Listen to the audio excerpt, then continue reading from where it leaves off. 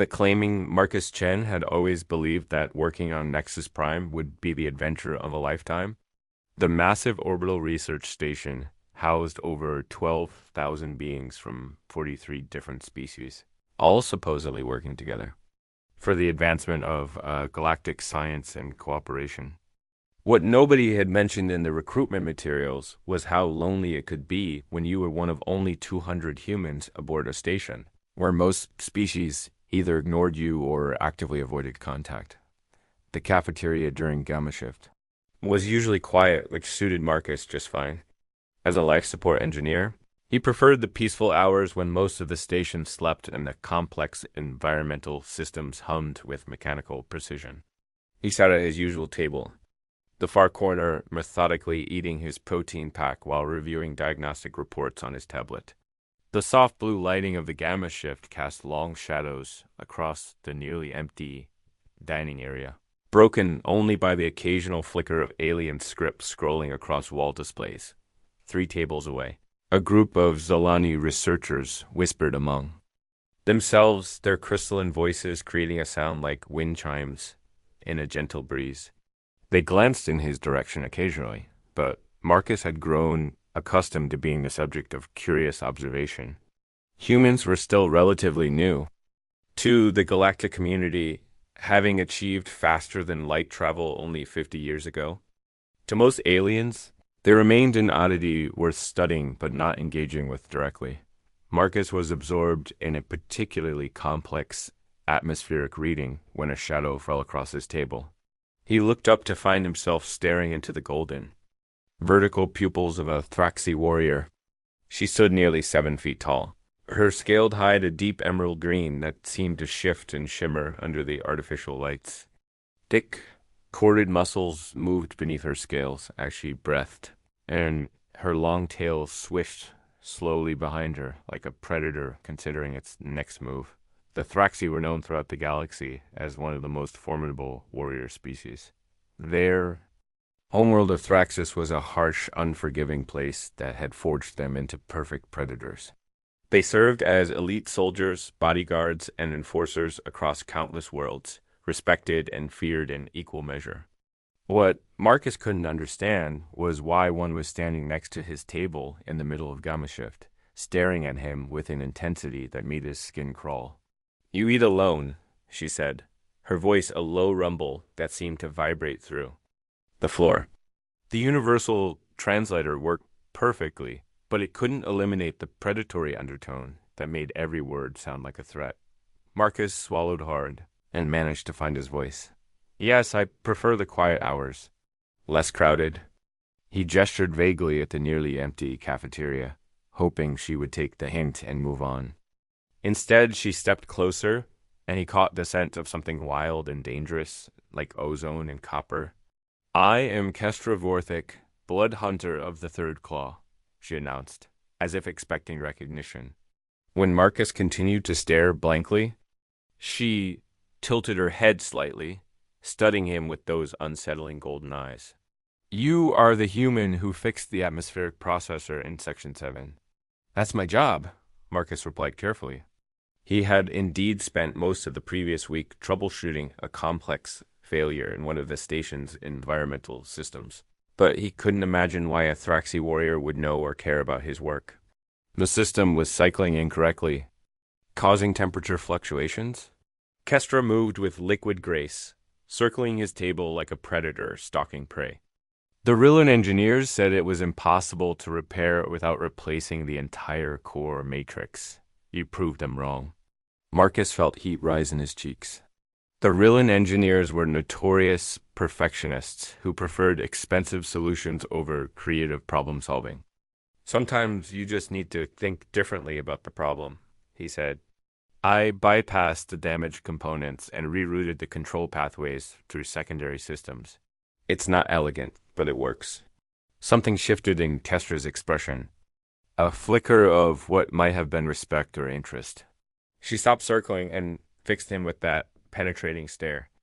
"You think like a hunter," she said, and there was approval in her voice that made Marcus even more nervous than her earlier threats.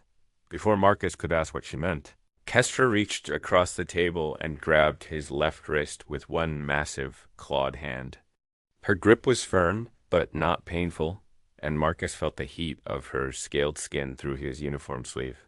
"What are you doing?" he asked, trying to pull away, but her strength was overwhelming. "Claiming what is mine," Kestra replied, and before Marcus could process what that meant, she lifted his arm to her mouth and bit down on his forearm. The pain was sharp and immediate, her fangs piercing the thin fabric of his sleeve and sinking into flesh. Marcus cried out more from shock than agony and tried to jerk his arm away, but Kestra held him firmly in place. Her bite wasn't violent or savage. It was precise and deliberate, leaving two neat puncture wounds that began to bleed through his sleeve. She held the position for several seconds, her eyes never leaving his face, then released both his arm and her grip. "Mine," she said simply, licking a drop of his blood from her lips. "None may challenge this claim." The cafeteria had gone completely silent. Marcus looked around wildly and realized that every being in the room was staring at them with expressions ranging from shock to horror.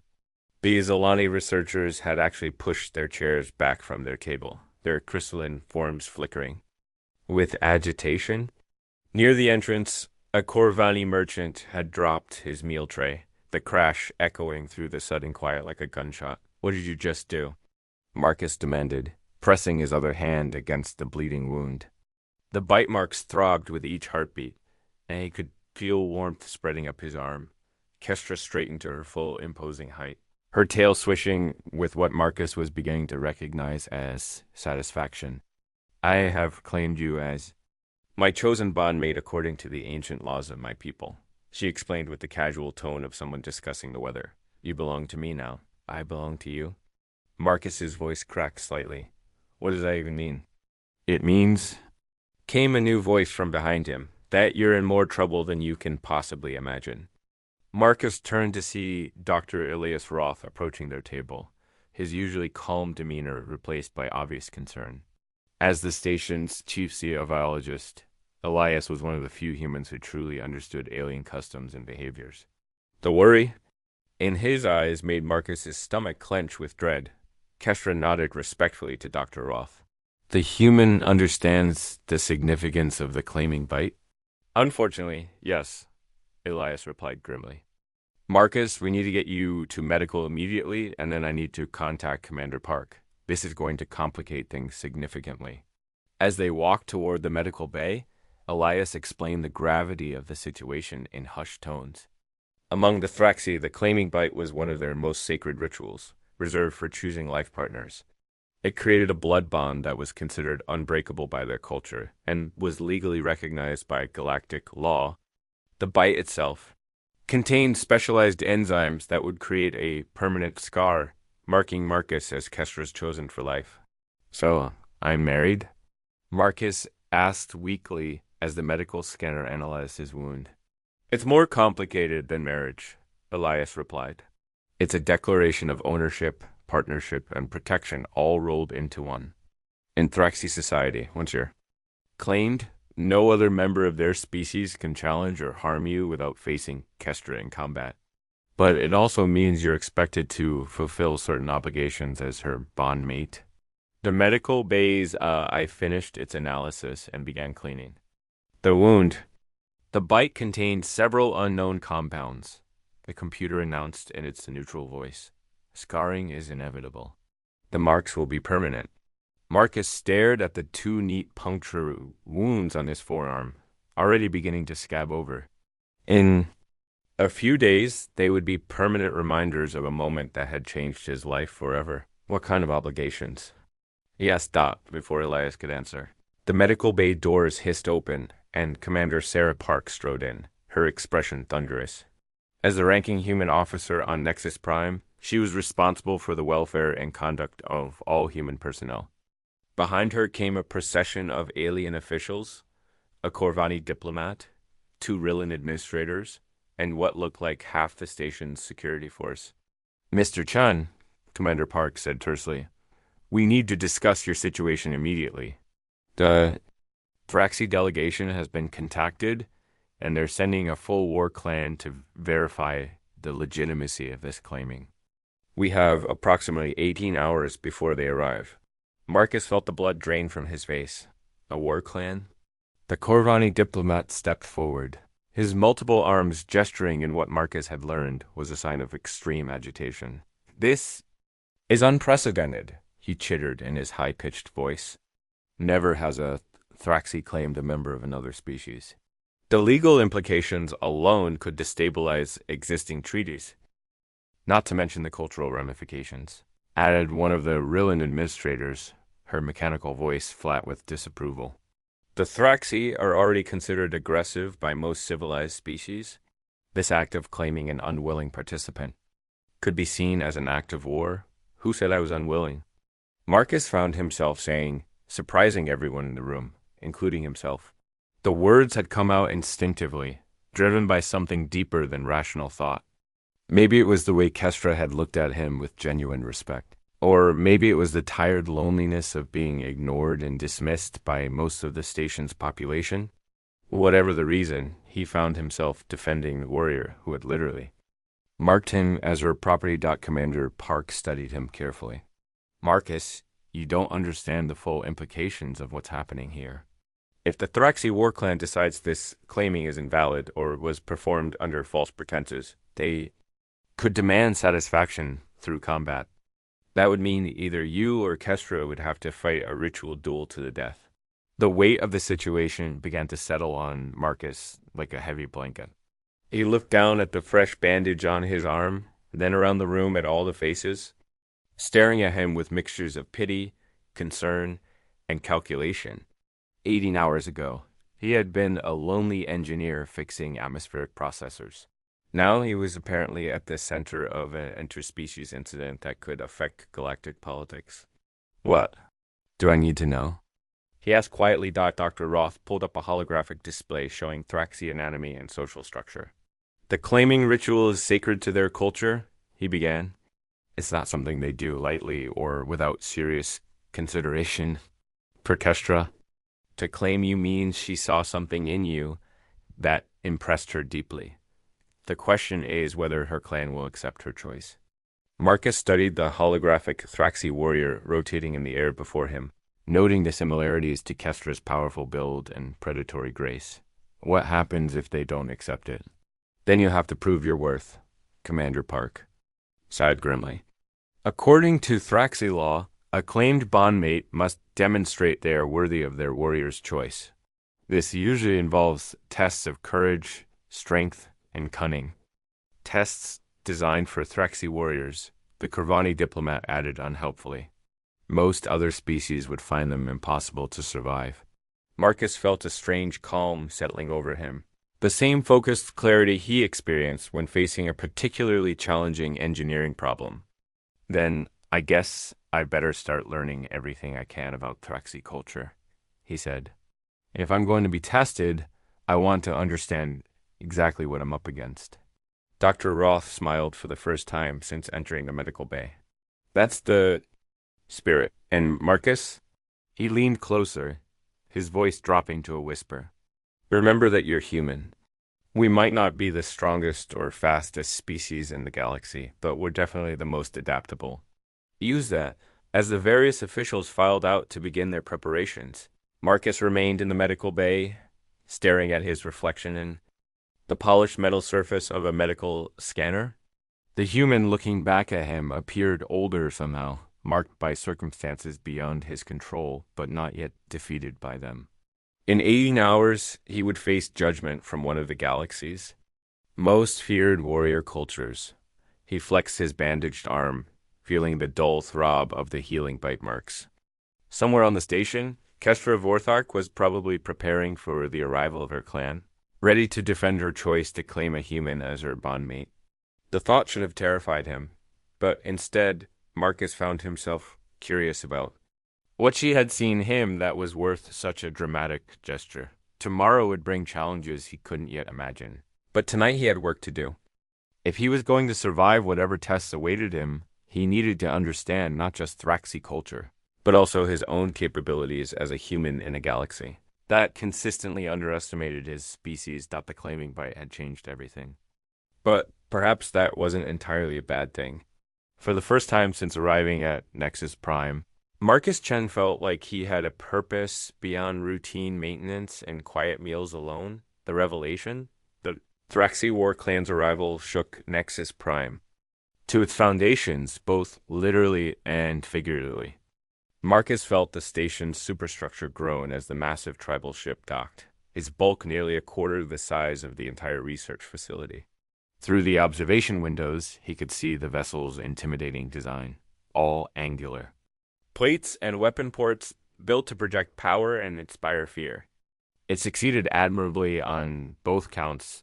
Marcus had spent the previous 18 hours in intensive study, absorbing everything the station's databases contained about Thraxi culture, history, and social customs. Dr. Roth had been an invaluable guide, helping him understand not just the facts, but the deeper implications of various traditions and protocols. What Marcus learned both fascinated and terrified him. The Thraxi were ancient, proud, and absolutely committed to their concepts of honor and strength. They respected courage, despised weakness, and valued actions far more than words. Beclaiming. Ritual, he discovered, had deep historical significance. In the early days of Thraxi civilization, warriors would claim promising individuals from conquered peoples, adopting them into the clan and making them full members of society. It was considered one of the highest honors a non-Thraxi could receive, but it came with immense responsibilities and expectations. The claimed individual became a reflection of their warrior's judgment and capability. Failure brought shame not just to the individual, but to their entire bloodline. Remember? Dr. Roth coached him as they waited in the station's main conference room. Thraxi respect directness and strength. Don't apologize for being human, and don't try to pretend you're something you're not. They can smell deception from across a room. Commander Park checked her chronometer nervously. The clan matriarch has requested a formal assembly. That's significant. Usually, claiming disputes are handled by junior clan members. Having the matriarch personally oversee this suggests they either consider the situation extremely important or extremely insulting. Before Marcus could ask which one they hoped it was, the conference room doors slid open with a hiss. Kestra entered first, no longer wearing the casual clothing Marcus had seen her in before. She was now dressed in full ceremonial armor, scaled plates that enhanced her already impressive physique and made her look like a walking weapon. Behind her came 5 other Thraxi, each more intimidating than the last. The matriarch was immediately recognizable despite being smaller than the warriors flanking her. Age had given her scales a silver patina, and scars crisscrossed her arms and face like a roadmap of countless battles. Her eyes held the cold intelligence of someone who had seen and survived everything the galaxy could offer. When she spoke, her voice carried absolute authority. I am Matriarch Rex High, Korthok, Blood Mother of the Third Claw, she announced, her gaze sweeping across the assembled humans before settling on Marcus. My daughter claims to have found worth in you, human.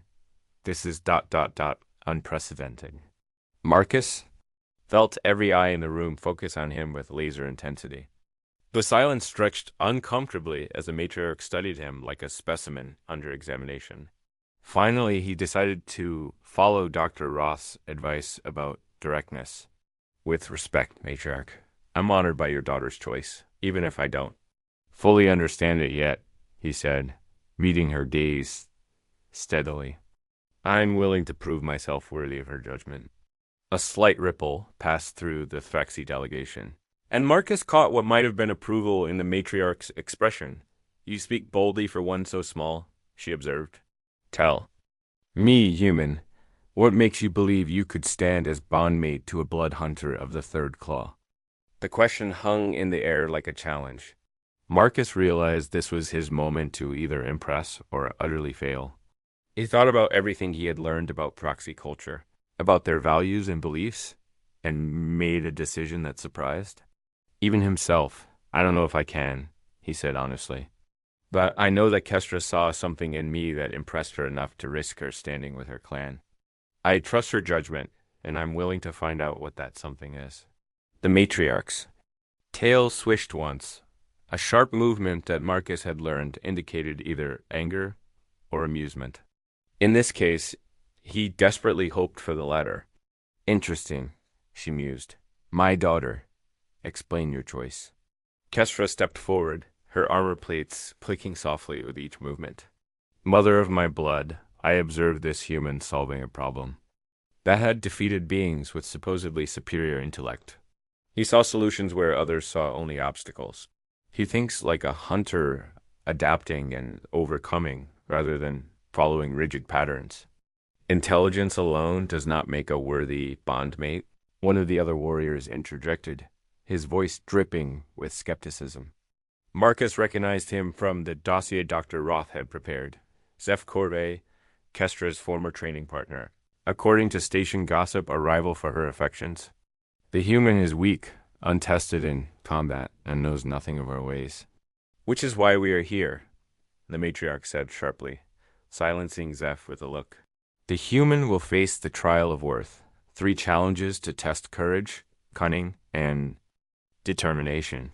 Success will validate the claiming. Failure. She let the implication hang unspoken.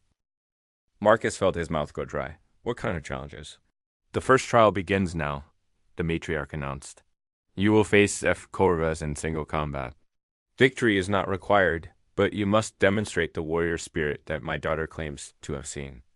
The conference room suddenly felt far too small as Zeph stepped forward, removing his ceremonial cloak to reveal the full intimidating bulk of a Thraxi warrior in his prime. He stood nearly 8 feet tall, his hide a deep crimson marked with ritual scars that spoke of countless battles, his claws extended slightly, catching the light like polished daggers. This is madness, Commander Park protested. Mr. Chen is a civilian engineer, not a trained fighter. This isn't a fair contest. Fairness is a concept for those who have the luxury of choice, the matriarch replied coldly. Combat reveals truth that cannot be hidden or faked. We will see what the human is truly made of. Dr. Roth leaned close to Marcus and whispered urgently, remember, you don't have to win. You just have to not quit. Show them human determination. The group moved to one of the station's cargo bays, which had been hastily cleared to create an improvised arena. Marcus found himself standing in a circle marked out on the metal deck plating, facing a creature that could probably tear him apart without breaking a sweat. His heart hammered against his ribs, but alongside the fear, he felt something else, a cold, analytical calm that he recognized from his most challenging engineering problems. Zeph began circling him slowly, looking for weaknesses and openings. You should have refused the claim, human, he said conversationally. It would have been kinder than this humiliation. Marcus turned to keep the warrior in sight, his mind racing. Physical strength was obviously not going to be his advantage here, but maybe that wasn't the point. Kestra had claimed him because he thought differently, because he found solutions others missed. Maybe the trick wasn't to fight like a Thraxi warrior, but to fight like a human engineer. When Zeph lunged, Marcus didn't try to meet the attack head-on. Instead, he dove to the side, using his smaller size and lower center of gravity to avoid the slashing claws. Zeph's momentum carried him past, and Marcus quickly scrambled to his feet, already analyzing the warrior's movement patterns. Stand. And fight, Zeph snarled, spinning to face him again. I am, Marcus replied, backing away from another charge. Just not the way you expected. For the next several minutes, Marcus played a deadly game of keep away, using his knowledge of physics and momentum to stay one step ahead of Zeph's attacks. He couldn't hurt the warrior, but he could frustrate him, make him waste energy on attacks that connected with empty air. It wasn't elegant or heroic, but it was effective. The watching Thraxi began to murmur among themselves, and Marcus caught fragments of conversation that suggested they were not entirely disapproving of his tactics. Apparently using intelligence to overcome superior strength was not unknown in their culture, even if it was uncommon. Zeph was beginning to show signs of fatigue, his attacks becoming more aggressive but less precise. Marcus saw his opportunity and took it, darting inside the warrior's guard and using his momentum to trip him. As Zeph fell, Marcus managed to land a solid hit to a nerve cluster he had memorized from the anatomical charts. It wasn't enough to seriously harm the warrior, but it was enough to demonstrate that he could strike effectively when the opportunity presented itself. The matriarch raised her hand, signaling an end to the combat. "Enough," she declared.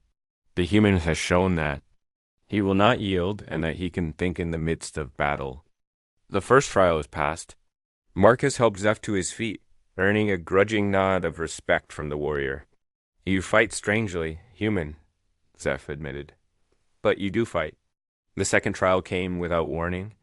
Alarms began blaring throughout the station, and emergency lights bathed the cargo bay in pulsing red. Commander Park's communication device crackled to life with urgent reports from the operations center. "Multiple unidentified ships approaching the station," came the panicked voice of the duty officer. "They're not responding to hails, and their weapon systems are charging." The matriarch's expression hardened as she processed the information. "Pirates," she growled. "They seek to take advantage of the station's reduced defenses while our ship is docked." "This is the second trial," Kestra announced, stepping beside Marcus. "You must help defend what you claim to belong to." Marcus felt a moment of disorientation as the nature of his situation shifted once again. Minutes ago he had been fighting for his life in single combat, and now he was apparently expected to help repel a pirate attack. The universe, it seemed, had a twisted sense of timing. "I need to get to engineering," he said, his training taking over. "If they're jamming our communications, they'll probably try to disable our shields and weapon systems next." The battle that followed would be remembered in Nexus Prime's history as one of the most unlikely victories ever achieved. Marcus found himself working alongside Kestra and two other Thraxi warriors, using his knowledge of the station's systems to coordinate a defense that should have been impossible with their limited resources. The pirates had clearly expected minimal resistance from a research station, but they hadn't counted on the ingenuity of human engineering combined with Thraxi tactical expertise. Marcus rerouted power from non-essential systems to boost shield strength, then worked with Kestra to identify weak points in the attacking ship's formations. "There," he said, pointing to a tactical display showing the enemy fleet. "Their command. Ship is using an old Corvani frequency for fleet coordination. If we can generate interference on that bandwidth, we can disrupt their ability to coordinate attacks." Kestra studied the display with the eye of an experienced warrior. "You can do this from here?" "Better than that," Marcus grinned, feeling the familiar thrill of solving a complex problem under pressure. "I can use their own communication system against them. Watch this." What followed was perhaps the most elegant hack in the history of interstellar piracy. Marcus managed to not only jam the pirates' communications, but actually gain control of their navigation systems. Within minutes, the attacking fleet found themselves flying in circles, completely unable to coordinate their assault or even maintain formation. The Thraxi warriors watched in amazement as Marcus turned the station's normally peaceful research equipment into an impromptu weapon system. Sensor arrays became targeting computers, atmospheric processors became signal jammers, and the entire facility became a fortress that the pirates couldn't crack. "Impossible," breathed one of the warriors. "He has turned their strength against them without firing a shot." When Nexus Prime's actual defense fleet arrived an hour later, they found the pirate ships floating helplessly in space, their crews arguing among themselves and completely unable to function as a coordinated force. The entire incident was resolved without a single casualty on either side. The matriarch approached Marcus as he finished, restoring the station's systems to normal operation. Her expression was unreadable, but there was something new in her eyes. When she looked at him, "The second trial is passed," she announced. "You have shown that you can protect what matters, using gifts that are uniquely your own." The third trial never came. Instead, the matriarch made an announcement that surprised everyone present, including her own warriors. "I declare the claiming valid and binding," she said formally. The human has proven himself worthy to stand beside a blood hunter of the third claw. More than this, he has shown us something we had not expected. That strength comes in many forms, and that a true warrior adapts to any battlefield. As the Thraxi delegation prepared to depart, Kestra approached Marcus privately. For the first time since he had met her, she seemed almost uncertain. "My people will accept you now," she said. "But I must ask, do you accept me?" The claiming was, "Done according to our customs, not yours. If you wish to refuse the bond, I will honor that choice." Marcus looked at this powerful, dangerous, magnificent creature who had turned his quiet life upside down in the span of a few days. He thought about the loneliness of his previous existence, the sense of being invisible and insignificant in the vast galaxy. Then he thought about the respect in the matriarch's eyes, the way Kestra had fought beside him during the pirate attack, and the feeling of actually mattering to someone for the first time in years. "Kestra," he said, reaching out to touch the scales of her hand. "I may not understand everything about your culture yet, but I understand loyalty. I understand partnership. And I understand that you saw something in me worth fighting for. That means more than you know." Her relief was visible, even through her warrior's composure. "Then we are truly bonded, Marcus Chin of the humans. And perhaps," she added with something that might have been humor, "other species will finally understand that humans are worth their attention." As word of the incident spread throughout Nexus Prime, Marcus discovered that his social isolation was indeed over. Species that had previously ignored him now regarded him with curious respect. Being the bondmate of a Thraxi blood hunter carried considerable status. But more importantly, his actions during the pirate attack had demonstrated that humans brought unique and valuable capabilities to the galactic community. Dr. Roth found him in the cafeteria during the next gamma shift, no longer eating alone, but surrounded by various beings eager to hear about human engineering techniques and tactical thinking. "Quite a change from a week ago," Elias observed. Settling into a chair beside him, Marcus looked around at his new companions, a mix of species that included two Rillan engineers who were pestering him with technical questions, a Corvani merchant, interested in human problem-solving methods, and even one of the Zalani researchers who had been studying human adaptability patterns. "You know what the strangest part is?" Marcus said. "I always thought I needed to become more like them to fit in. Turns out I just needed to be more human." Kestra chose that moment to arrive for her own meal, her presence causing the usual stir among the other diners. But now, instead of fear or avoidance, Marcus noticed something different in their reactions: respect, curiosity, and perhaps even a touch of envy. Being claimed by a Thraxi warrior was no longer seen as a death sentence, but as a mark of extraordinary worth. "My bondmate thinks too much," Kestra observed, settling beside him with fluid grace. "But it is one of the things I find most interesting about him." As the gamma shift wore on and the impromptu gathering continued, Marcus reflected on how dramatically his life had changed. The bite marks on his arm had healed into distinctive scars that would mark him for life, but he no longer saw them as signs of captivity. They were proof that he had been chosen, tested, and found worthy by one of the galaxy's most discriminating warrior cultures. More importantly, they were a reminder that sometimes the most significant changes in life came not from grand plans or careful preparation, but from the simple act of being authentically human in a universe that was finally ready to appreciate what that meant. The claiming bite had indeed changed everything. But as Marcus looked around at his new life, complicated, challenging, and infinitely more interesting than before, he couldn't imagine wanting it any other way. The end.